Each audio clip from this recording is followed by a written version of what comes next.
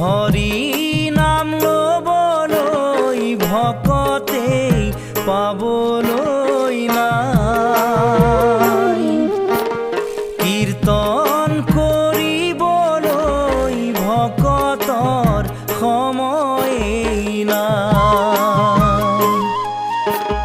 হৰি নাম লবলৈ ভকতে পাবলৈ নাই, কীৰ্তন কৰিবলৈ ভকতৰ সময়েই নাই।